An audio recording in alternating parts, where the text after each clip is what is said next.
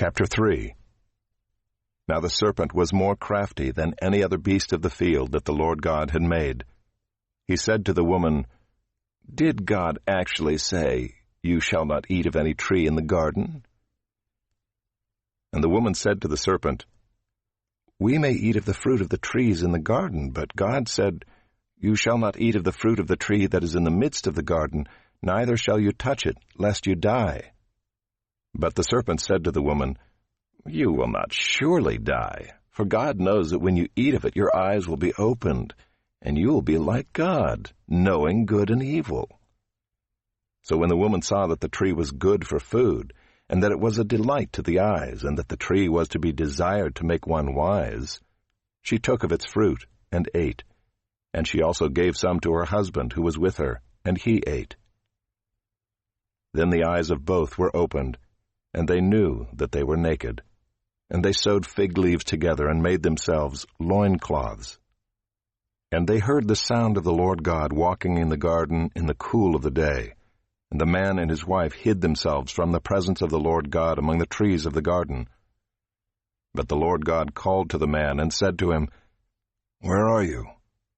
And he said, "I heard the sound of you in the garden, and I was afraid because I was naked, and I hid myself." He said, "Who told you that you were naked? Have you eaten of the tree of which I commanded you not to eat?" The man said, "Well, the woman whom you gave to be with me, she gave me fruit of the tree, and I ate." Then the Lord God said to the woman, "What is this that you have done?" The woman said, "Well, the serpent deceived me, and I ate."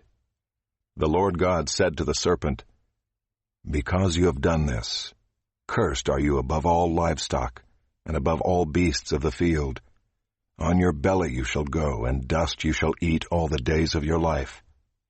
I will put enmity between you and the woman, and between your offspring and her offspring.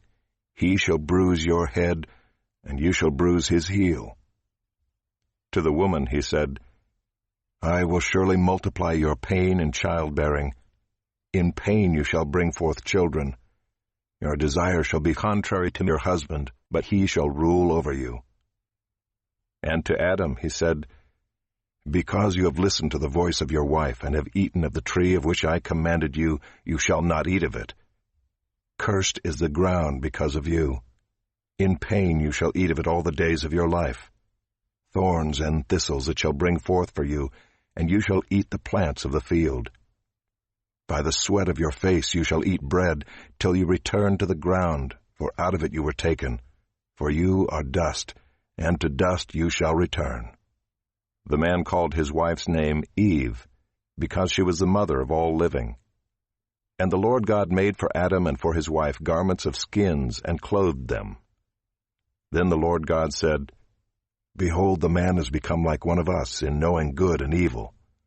Now lest he reach out his hand and take also of the tree of life, and eat, and live forever." Therefore the Lord God sent him out from the Garden of Eden to work the ground from which he was taken.